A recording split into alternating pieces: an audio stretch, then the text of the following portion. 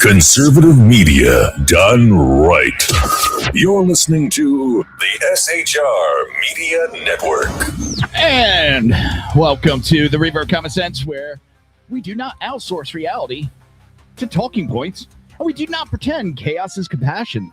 Tonight, everything connects. We are watching a coordinated effort to dismantle immigration enforcement.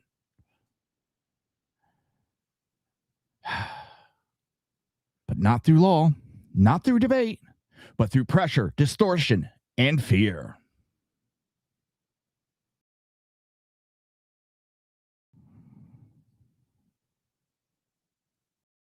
When the public finally pushes back, when polls show Americans rejecting anti-ICE agitators and their so-called legal observers, the response from the left is not reflection. It is escalation.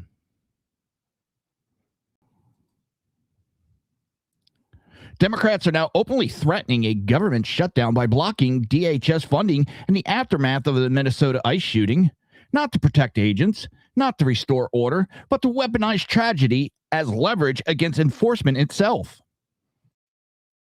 At the same time, Minnesota's own Attorney General previously argued there is no right to carry a firearm at a political rally or protest, a claim that raises serious constitutional questions when violence, intimidation, and riots are treated as protected expressions. Then we hear it straight from the top of Minneapolis law enforcement. Whether a shooting is legally justified no longer matters because people are upset. Their feelings are hurt. Law, evidence, and due process are secondary to public emotion. That is not justice. That is rule by mob sentiment. And when federal agents are assaulted in the street, when one has his finger bitten off by a rioter, the silence is deafening. No emergency sessions, no breathless media cover outrage. Just excuses, deflection, and moral inversion. Even internationally, the picture is clear. While America debates whether to enforce its own laws is offensive, hostile regimes prepare for confrontation, retreating into bunkers while betting that American leadership is paralyzed by its own internal sabotage.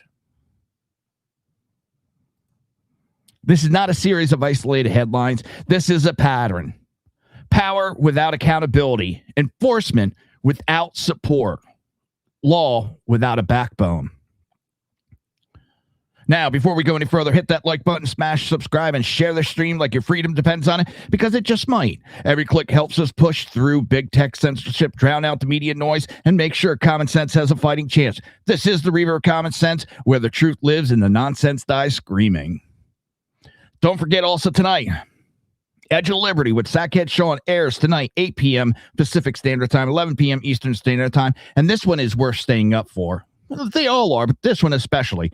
Sean will have a special guest and is doing a deep dive into Minnesota's so-called protest financing, where the money is coming from and who's really behind it.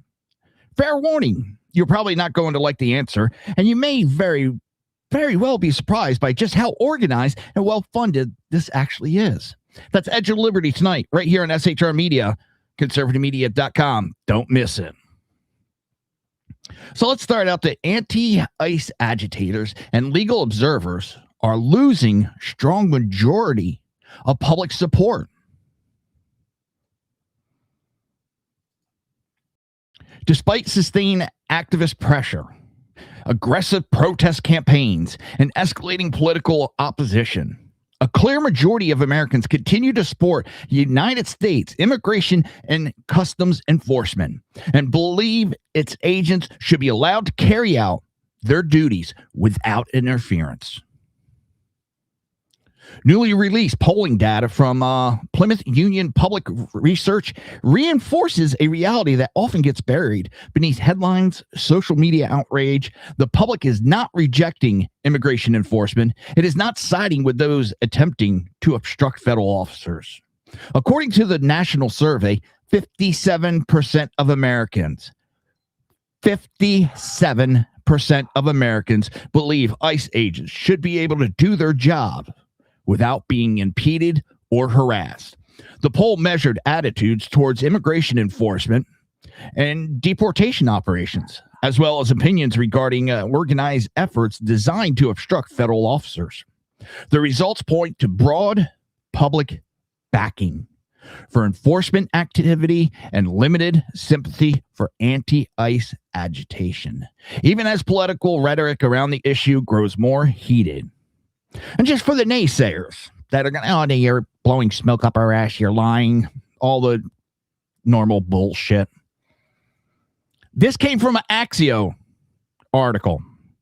Not Fox News, not Breitbart, not any of conservative media. This came from Axio. Think about that. The structure of the poll itself undercuts attempts to dismiss the findings as partisan or narrow. Plymouth Union Public Research surveyed 1,000 likely general election voters nationwide with a margin of error of 3.1%. The sample was evenly divided, with Republicans and Democrats each comprising 40% of respondents and independents making up a remaining 20%. This was not a skewered audience or an ideological bubble. It was a cross-section of the electorate. And across that electorate, support for enforcement remained strong. Let me say that again. Support for enforcement remained strong. The survey found that voters largely view illegal immigration as a serious issue and approve of the current enforcement approach. Again, this is Axio, a left-leaning site, is running with this article. Respondents broadly indicated that illegal immigration is a problem President Trump is properly addressing. The findings also noted openness towards enforcement measures, particularly efforts aimed at disrupting cartels and holding foreign actors accountable. These responses reflect a practical view of immigration enforcement as a matter of public safety and national sovereignty rather than ideology. Importantly, support did not stop at abstract policy approval. It extended directly to the officers responsible for enforcing those policies. The survey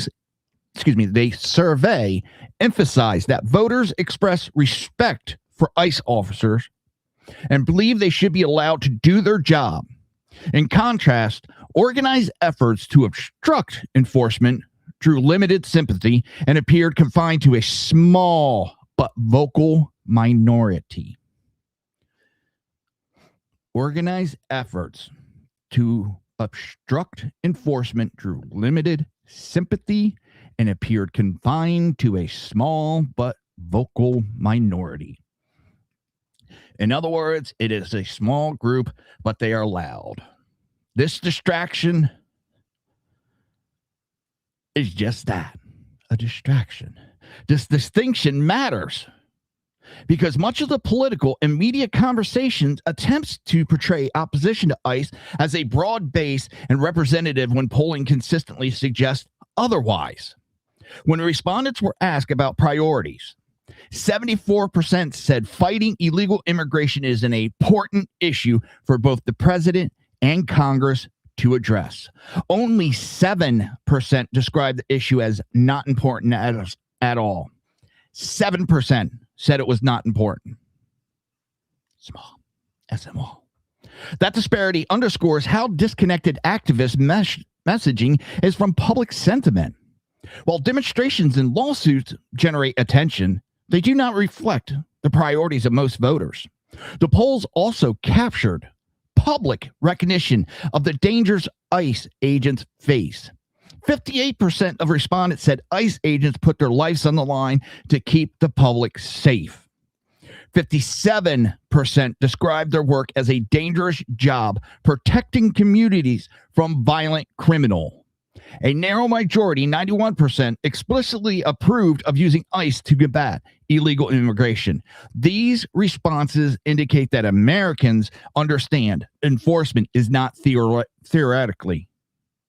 It is involved real risk, real confrontation, and real consequences. The timing of the survey is significant. It comes amid heightened tensions following a deadly ICE shooting in Minneapolis earlier this month. According to reporting, Renee Good was shot by an ICE officer during an enforcement operation after she obstructed the operation and appeared to drive into an agent, prompting defensive gunfire. That incident quickly became a flashpoint targeting protests in Minneapolis and other cities. Minnesota Democrats filed suits seeking to remove ICE agents from the state. By the way, that got overturned today. And congressional Democrats threatened to withhold funding unless sweeping reforms were enacted. Despite the intense of the reaction, the polling suggests that this opposition does not reflect the majority public sentiment. Activists visibly has not translated into widespread public support. Instead, the survey indicates that most Americans continue to back enforcement and oppose efforts to obstruct ICE operations. Other polling has suggested variations in intensity, particularly among independent voters. Internal GOP polling reviewed earlier this month reportedly found 60% of independents and 58% of undecided voters believe President Trump was too focused on deportation. However, that does not contract to the Plymouth Union findings. Voters can express concern about emphasis or tone while still supporting enforcement in principle. The distinction between messaging fatigue and policy rejection is often lost in political discord. Taken together, the data paints a clear picture. Americans continue to support immigration enforcement, respect the agent's task with carrying it out, and reject organized obstruction efforts. While protests and political pressure dominate media coverage, they do not represent the majority view. The center of the public opinion continues to favor enforcement, public safety, and allowing federal officers to do their job without interference. Again, this was from a Axio article. Axio, not me, not any conservative, a liberal.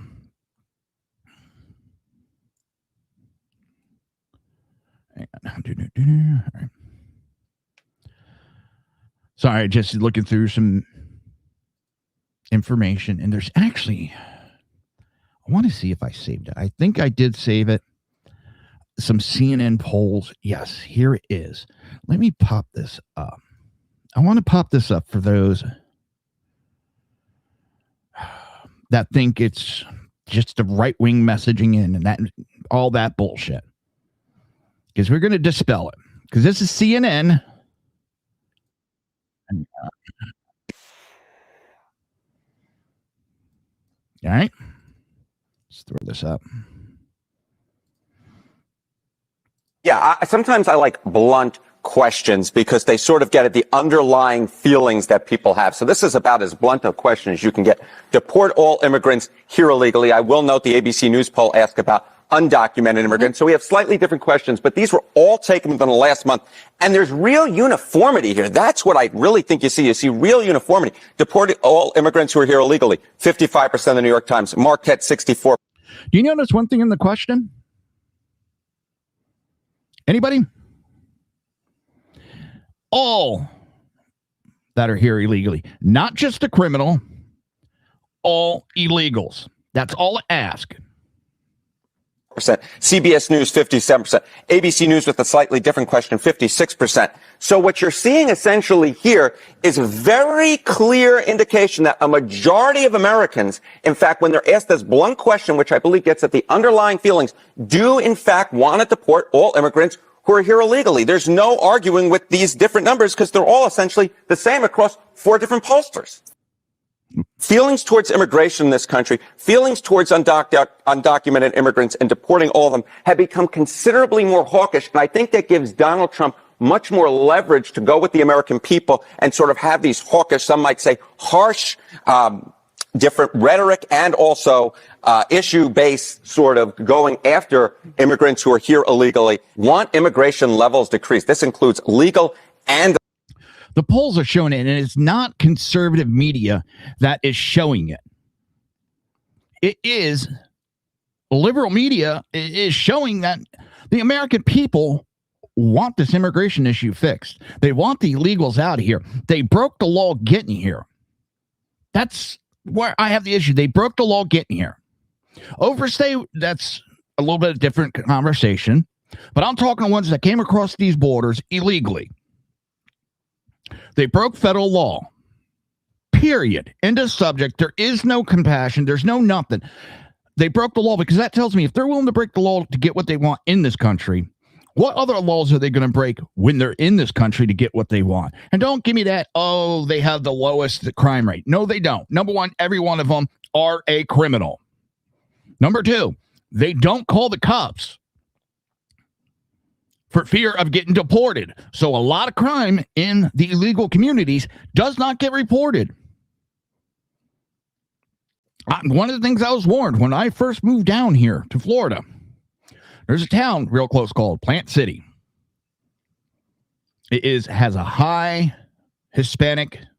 illegal Hispanic population. I was told you don't fuck with them because they'll slit your throat in a heartbeat because they know they're just going to get deported and they'll come right back. That's not every single one. I'm not calling them all murderers, rapists, and all that. But they don't care. A lot of them don't because they know they're just going to get sent back to their country for the most part, and then they'll come back in. I want legal immigration. Don't tell me, well, who's going to pick our fruit? We have specific immigration to come here just for that. And then they're here legally. They are protected by the law. They are protected by workers' laws. They can't get mistreated. Come here the proper way. Show you want to be a part of it. Then I don't care. I'm tired of the illegals. They need to be sent back out of the country. I don't care. White, black, pink, purple, green. I don't give a flying fuck. But we do have a large population, as they say, of the brown people. Because what big country is just to the south of us that comes in here illegally? It's a large population of Hispanic. Well, so that tells you, yeah, a large population that we're going to be deporting right now is of the brown persuasion. So... facts are facts, people. Oh, where are we at? Oh, it's that time already. Time flies when you're having fun. All right, we're just getting started, folks. This is the anatomy of modern political warfare. And we're only going to peel back the first layer. Don't go away. We'll be right back right after this message. If I can get it to pop up.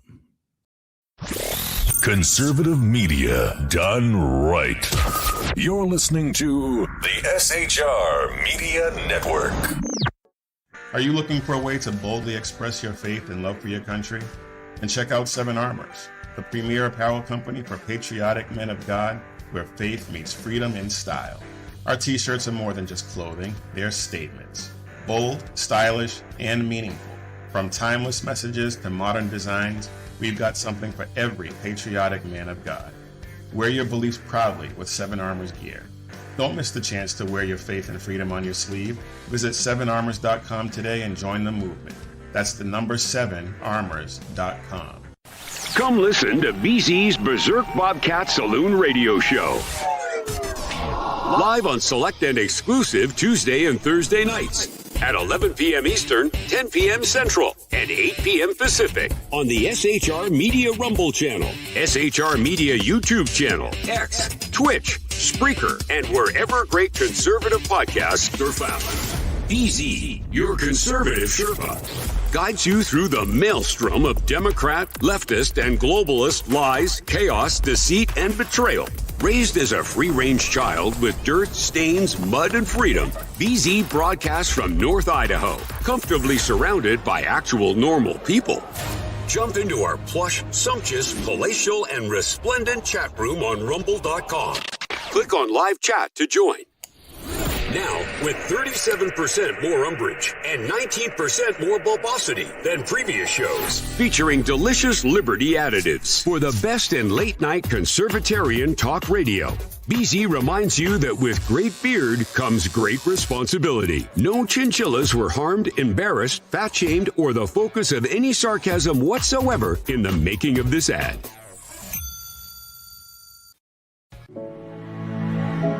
Freedom. One nation in all of human history was built on that bedrock.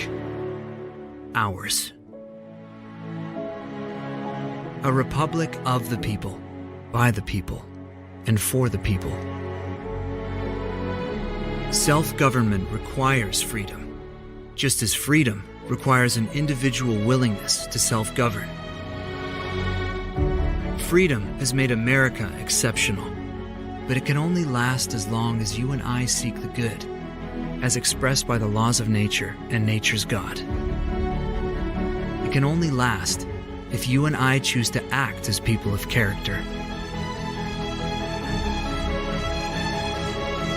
Forging character has been the pursuit of Hillsdale College since 1844.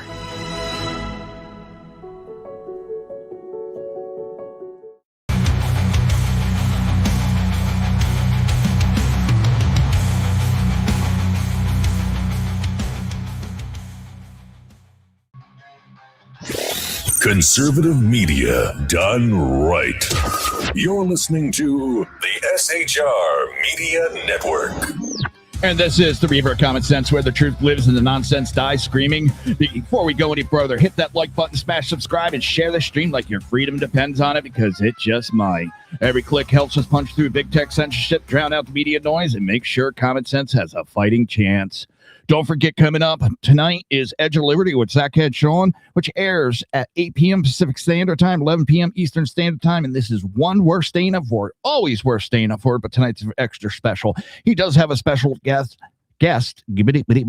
and is doing a deep dive into Minnesota's so-called protest financing, where the money is coming from and who's really behind it. Fair warning, you're probably not going to like the answer, and you may very well be surprised by just how well organized this is and well funded this actually is. So that's Edge of Liberty tonight, right here on SHR Media. Don't miss it. Trying to find out, there's an article on SHR Media, and one of the things it did is it compares the stats of the Obama administration on deportation to Donald Trump. And one of the parts that it goes over is now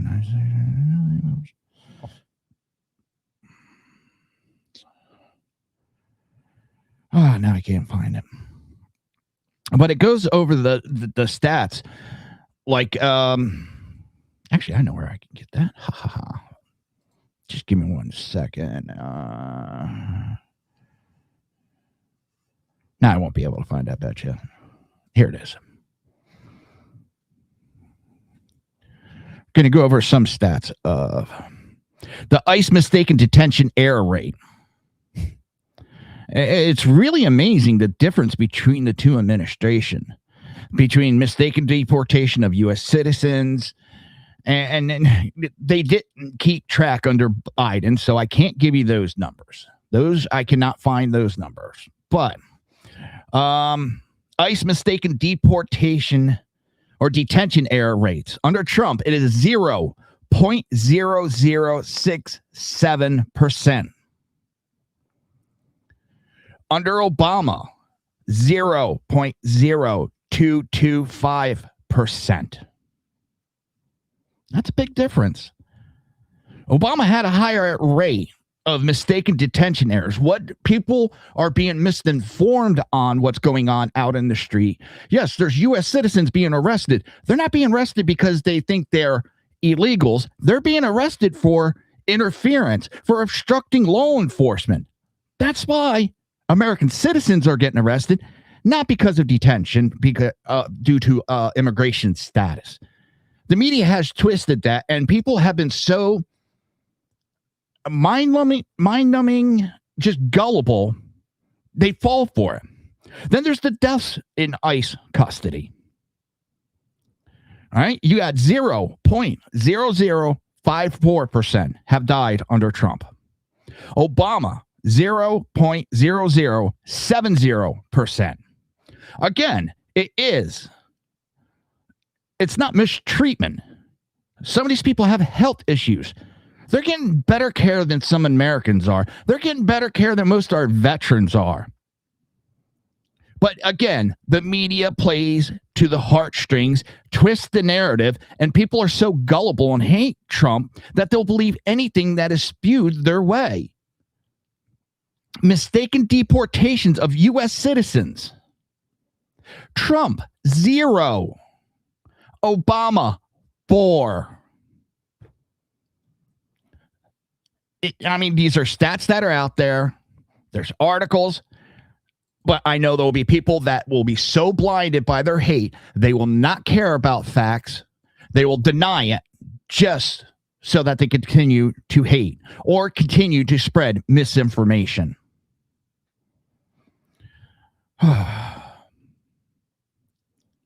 Trump sending border czar Tom Homan to Minnesota to review ICE operations. Right now, there's a rumor running around that Bovine has been relieved. He has not. He's being moved on to the next state.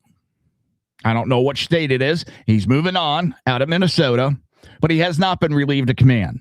It is a liberal wet dream, and they do it all the time. They do it all the time. They give out these fake reports and try to start issues where there is none because they don't have facts on their side, people. But he's being sent to oversee the ICE enforcement operation on the ground. The move comes as ICE enforcement actions in the state are being met with far-left demonstrations, political resistance, and growing unrest. Trump announced the decision Monday morning in a Truth Social post, making clear that this was not a symbolic visit or a listening tour. According to the president, Homan will arrive in Minnesota immediately and report directly back to the White House. Trump described Homan as a tough but fair. Remember, Obama gave him a medal for his immigration policies. Remember that. Tom Homan worked for Obama and did deportations under Obama, was given a medal. He's doing the exact same thing that he did under Obama, but Democrats don't like it. Emphasizing that while Homan was not previously been involved in Minnesota operation, he knows many of the personnel there and will take direct command of enforcement oversight. The message from the administration is straightforward. Federal law will be enforced, regardless of local political pressure. White House Press Secretary Caroline Leavitt reinforced that point, stating that Homan will manage ICE operations on the ground to continue arresting what she described as the worst of the worst criminal illegal aliens. In other words, this is not about broad sweeps or random enforcements. It is about targeted individuals with criminal records who are already in the system. But immigration enforcement is only part of the story. Trump tied Homan's deployment to a much larger issue unfolding in Minnesota, what he described as massive welfare fraud totaling more than $20 billion. This is what these protests are actually protecting. To try to cover up $20 billion in taxpayer money. And people are just lining up, buying the narrative from the liberal media and trying to cover up this fraud. In his post, the president suggested that this fraud is at least partially responsible for the violence, organized protests taking place in the street. And it's more than organized, it is paid protesting. The implication is clear. The unrest is not spontaneous. It is connected to entrenched corruption, financial abuse of taxpayer-funded programs. Levitt echoed that framing, noting that Holman will also coordinate with investigators looking into widespread fraud that allegedly siphoned billions of dollars, billions from law-abiding citizens. So when you fight this, you're fighting for money to be taken out of your pocket fraudulently. If you got that much money to waste, try donating to a charity instead. This places Minnesota at the intersection of two federal priorities: immigration enforcement and financial accountability. From the administrative perspective, these issues are not separate. They are intertwined.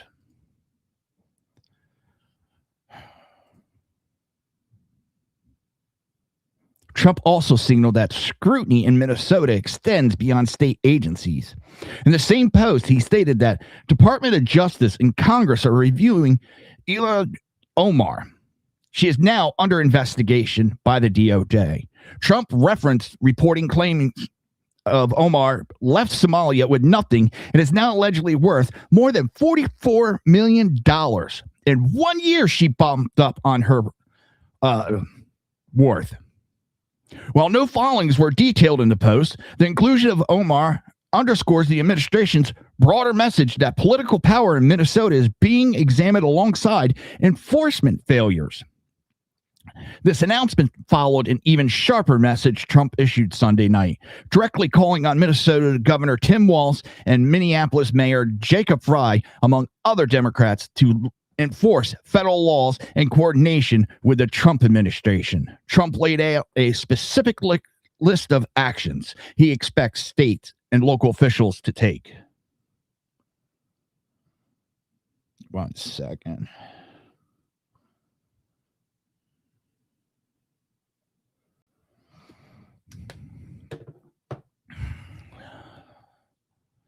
First, Trump demanded that Minnesota turn over all criminal illegal aliens currently incarcerated in state prisons and jail, as well as those with active warrants or known criminal histories, for immediate deportation.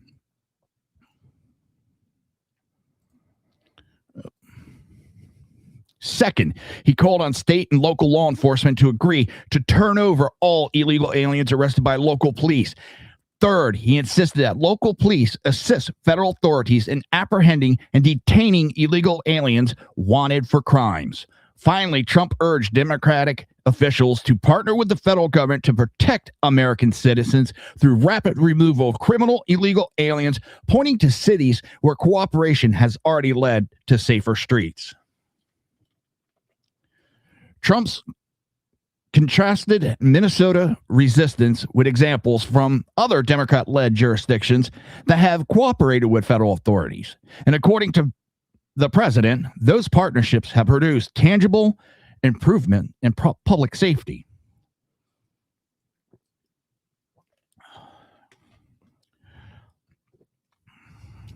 The implication is Minnesota's current turmoil is a choice, not an inevitability. The president also renewed his call for Congress to pass legislation ending sanctuary cities, which he described as the root cause of many of these problems. Trump argued that American cities should function as safe sanctuaries for law-abiding citizens, not illegal alien criminals who have broken the law. He framed this position not as ideological, but as common sense. Throughout his statement, Trump emphasized that the administration is prepared to work with any Democrat willing to enforce the law and prioritize public safety. The door, he said, is open. What he will not accept is obstruction, delay, selective enforcement driven by political ideology. Sending Tom home to Minnesota is a signal that patience has worn thin. It reflects a belief within the administration that federal authorities must step in when state and local governments refuse to cooperate. Whether Minnesota officials choose confrontation or coordination will determine what happens next. For now, the message from the White House is unmistakable. Enforcement is continuing. Investigations are expanding, and the federal government is no longer waiting on permission from local leaders to act.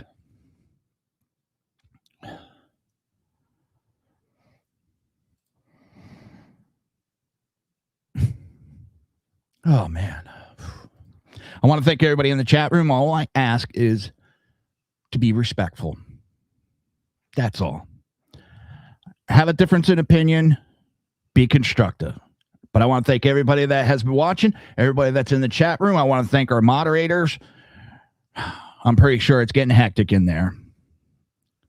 So let's also, let me see what, track every lie Democrats and media invented to demonize immigration agents. For years, immigration enforcement officials have been deliberately cast as political villains in the national debate. U.S. ICE agents, Border Patrol officers, are routinely portrayed by Democrats and aligned media outlets as abusive, criminal, or authoritarian. Lawful enforcement actions are refamed as human rights violation. Even when later facts contradict those claims, this pattern did not emerge organically. It was built, repeated, and weaponized. That strategy intensified after the 2024 election, when border enforcement and deporting criminal illegal aliens became central to President Donald J. Trump's agenda and were rewarded by the voters.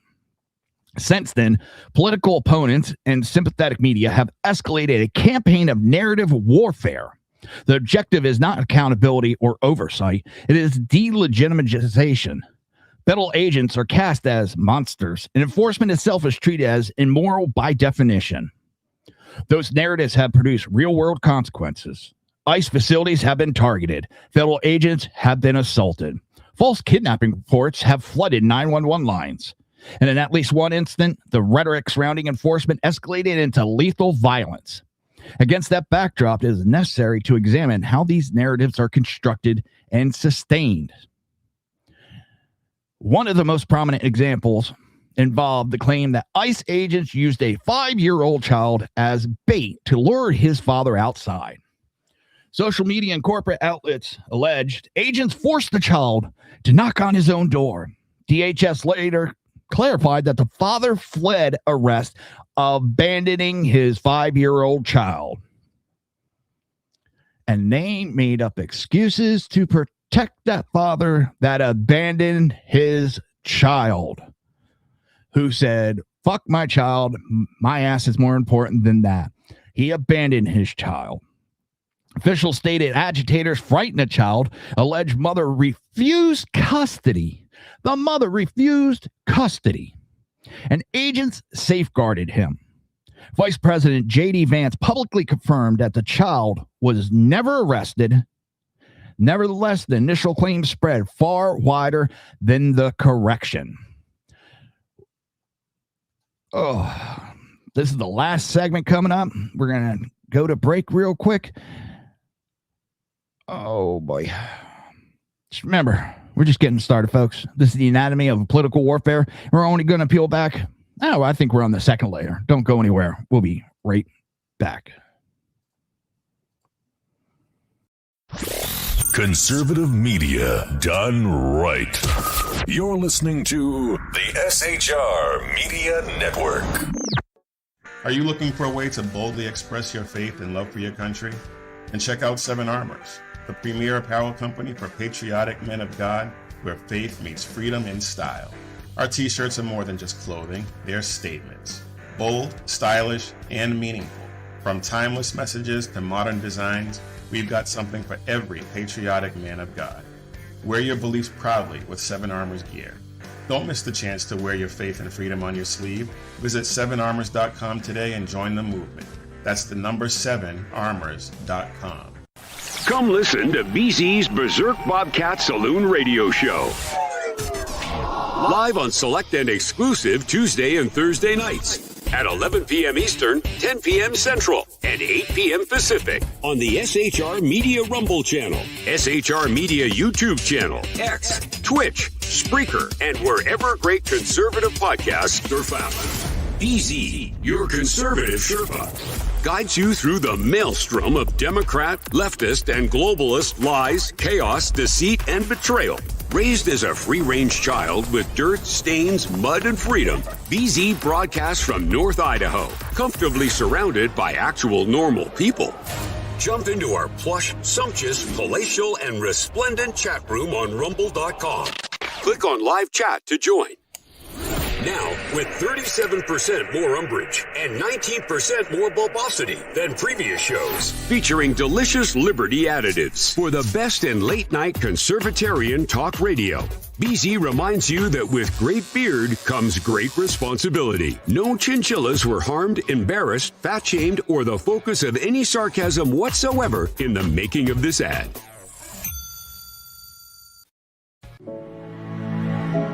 Freedom.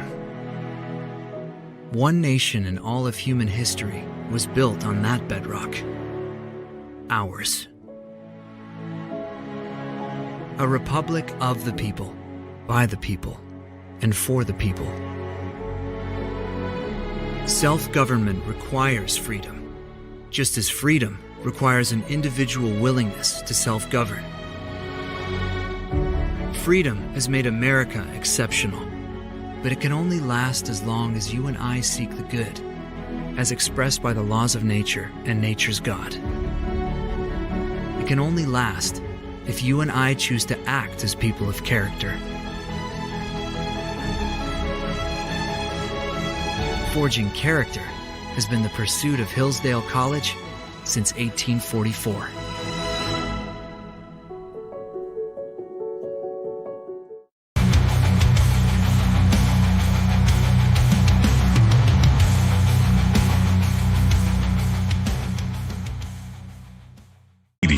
Done right. You're listening to the SHR Media Network. This is the Reaver of Common Sense, where the truth lives and the nonsense dies screaming. Before we go any further, hit that like button, smash subscribe, and share the stream like your freedom depends on it, because it just might. Every clip helps us punch through big tech censorship, drown out the media noise, and make sure common sense has a fighting chance. Don't forget, coming up in just over an hour from now, Edge of Liberty with Sackhead Sean, 8 p.m. Pacific Standard Time, 11 p.m. Eastern Standard Time. And this one is worth staying up for. As I have said multiple times, every show of Sackhead Sean, in fact, every show of SHR Media is worth staying up for. Sackhead Sean will have a special guest and is doing a deep dive into Minnesota's so-called protest financing, where the money is coming from and who's really behind it. Fair warning, I know liberals aren't going to be liking this, and they're not going to like the answer. And you may very well be surprised just how organized and how well funded this actually is. The Edge of Liberty tonight, right here on SHR Media, 8 p.m. Pacific Standard Time, 11 p.m. Eastern Standard Time. Do not miss it. So we're going over the lies of the media that have been in the just push lately. Talking about that 5-year-old used as bait, and they arrested him. No, they didn't. They didn't do none of that. The father abandoned the child. And what would they have done if they didn't do anything for that child? It would have been, oh, look at that. They scared off the father, and they abandoned the 5-year-old in the snow. They took care of the child. They gave the child care and comfort. And a similar rush to judgment followed a shooting involved in a Border Patrol-linked officer in Portland. Democrat officials quickly condemned immigration enforcement. Later, DHS disclosure stated suspects attempted to run agents over with a vehicle, prompting defensive gunfire. And authorities identified both suspects as gang affiliation. As with many cases, political outrage arrived first, while corrective facts arrived later and received far, far, far left attention. In Minneapolis, early coverage described a shooting victim as an innocent legal observer. Upon video footage showed the individual standing in the street amid agent, blocking traffic and making contact with an ICE vehicle during a tense enforcement operation. While live footage suggested the individual may have been documenting rather than instigating, critics questioned why early reporting ignored visual evidence that complicated the official narrative. The result was intensified public the anger in a city already on edge. Another reoccurring narrative involved claims that ICE forcibly detained U.S. citizens and widely reported traffic stops. Outlets emphasize force while minimizing the individual's refusal to identify herself or comply with lawful orders. DHS later explained that she was driving a vehicle belonging to her illegal alien boyfriend and was released after compliance. The clarification received a fraction of the attention given to the original framing. Political rhetoric compounded the problem. Minnesota Police Chief Brian O'Hare urged residents call 911 on masked individuals they believed might be kidnapping people, following accusations that ICE racially targeted Somali residents. That message fueled panic and resulted in false emergency call tied to routine enforcement actions, diverting resources and escalating fear.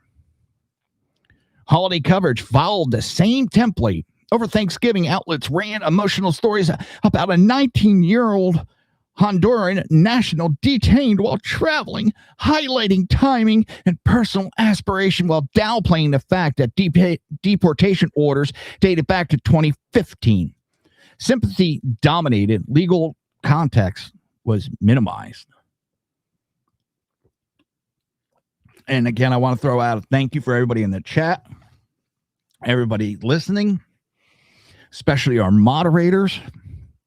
Again, all I ask is respect and to act like adults. SHR Media will not put up with certain statements. We won't put up with all caps. So if you want to be here and have a conversation, great. We welcome it, but be respectful. The New Yorker's portrayal of the Orville Latorian similarly framed his deportation as a mysterious disappearance to a foreign prison. Later reporting acknowledged his conviction for armed robbery and murder, which provided legal grounds for deportation. Even so, the initial framing continued to shape public perception.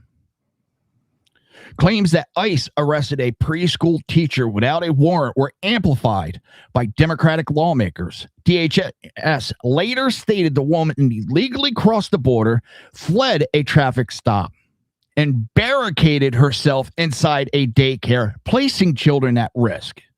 Despite that clarification, much of the discussion remained anchored to the original allegation.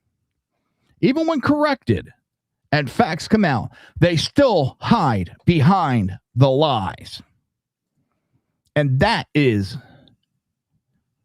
one of the major issues that I have. And even when they do corrections, it's, page 400, one paragraph. Drives me up a wall. Viral video narratives followed the same arc. A video alleging an ICE agent beat an innocent man in Illinois omitted context. DHS said showed the suspect physically assaulted agents, grabbed one officer by the genitalia, prompting defensive force. Coverage of the detained teen in Boston emphasized asylum status and age while omitting DHS claims of a violent record, weapons possession. CNN's claim that ICE zip-tied children relied on an image later proven fake and unrelated to immigration enforcement. Others' examples reinforce the pattern. Media framed the arrest of Des Moines school superintendent as shocking overreach, while ICE stated the individual worked illegally, possessed a firearm, and attempted to evade arrest. Coverage of Utah Symphony music focused on artistry while downplaying visa overstay and a prior DUI. A California woman falsely claimed she was kidnapped by bounty hunters tied to immigration enforcement, only for investigators to determine the incident was staged. By the time charges were filed, the narrative had already spread. Officials also falsely labeled criminal drug and money laundering investigation at Minneapolis Mexican restaurant as a ICE raid, targeting protest until the county sheriff corrected the record and rebuked elected officials for spreading misinformation. Media portrayed the arrest of a Californian man as brutality against a father of Marines, while DHS stated he attempted to evade arrest, threatened agents with a weed whacker. Reports describing a deported Maryland father emphasized legal protection, while DHS cited illegal entry and documented MS-13 ties. Some of the most damaging false narratives predate the cycle. Claims that Border Patrol agents whipped migrants in 2021 collapsed after investigation found zero evidence. Even the photographer stated he never witnessed whipping. Allegation of mass hysterectomies at an ICE facility spread on cable news before investigations found no supporting evidence, eventually leading to a $30 million settlement tied to the reporting. CNN and MSNBC settled with this doctor for false reporting. You never hear about that one, but you hear about Fox's reporting on 2020 in that lawsuit. CNN has gotten sued multiple times for multiple $1 million by several people. Taken together, these cases reveal a consistent pattern. Emotional claims are amplified quickly, political outrage follows, correction arrives late, if at all. Even when facts emerge, original narratives linger. And this is not accidental. It is a strategy that treats immigration agents as expendable symbols in a broader political fight. It just blows my mind. There's a report that Iran's leader has fled to a fortified bunker fearing U.S. strikes. It is reported up to, I think it's 35,000 people have been killed now. They're going into hospitals and killing people. They're killing protesters in the hospital, shoving live people into body bags. But a revealing development is unfolding inside Iran, and it says far more about the regime's real condition than any political speech ever could. According to reporting by Iran International, Iran's Supreme Leader Ali Khamenei, or whatever the hell his name is, I don't really care if I said it wrong,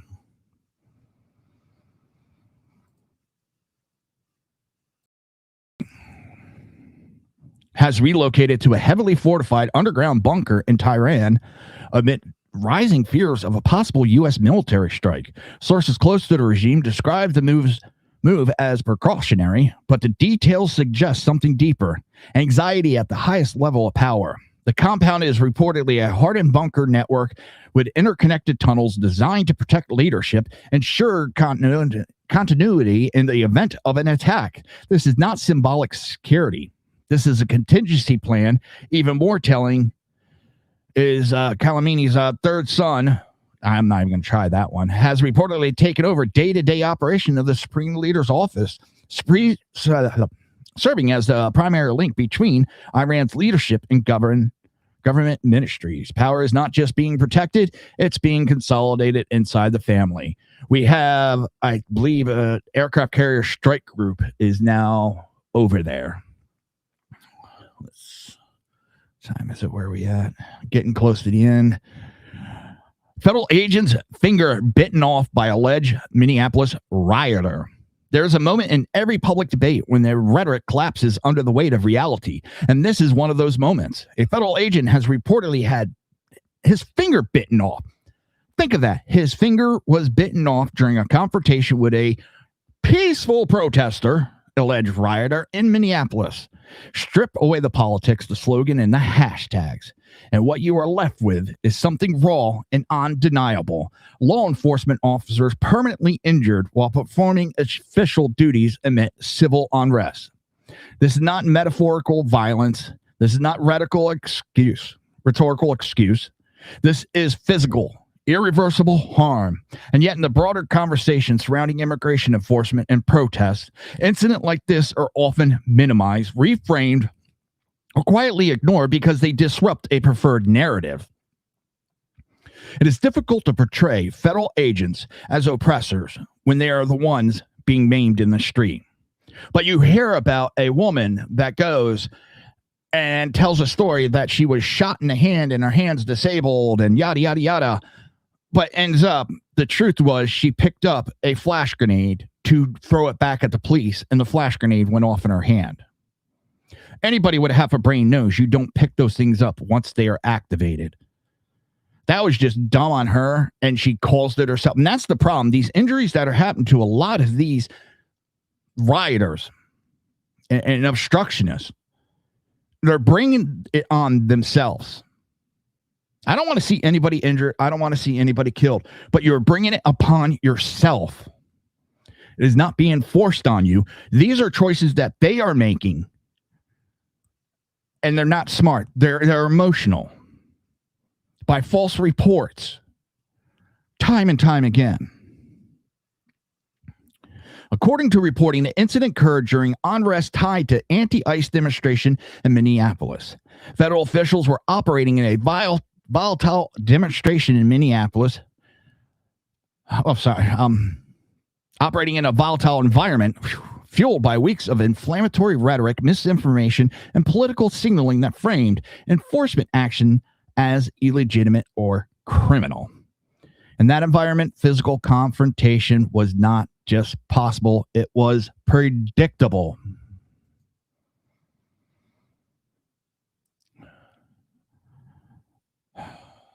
What matters here is not just the act itself, but what it represents. Biting off a finger is not accidental. It is not defensive flailing.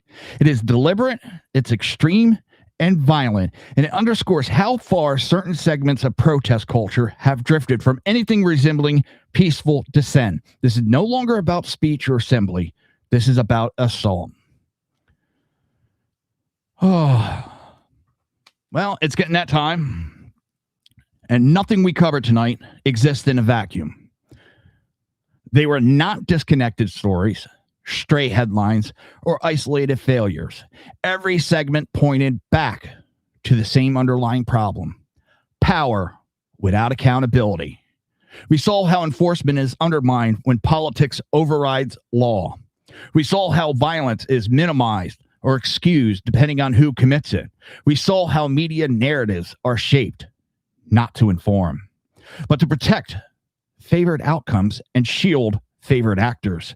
And we saw how public institutions hesitate, deflect, or fracture when consequences are supposed to follow. This is not confusion, it is a pattern.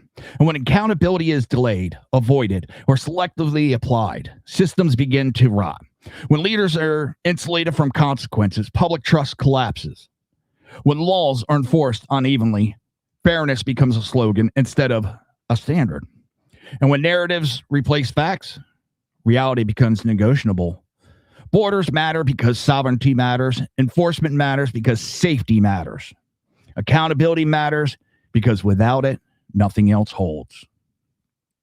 The most dangerous phase is not chaos. It is normalization.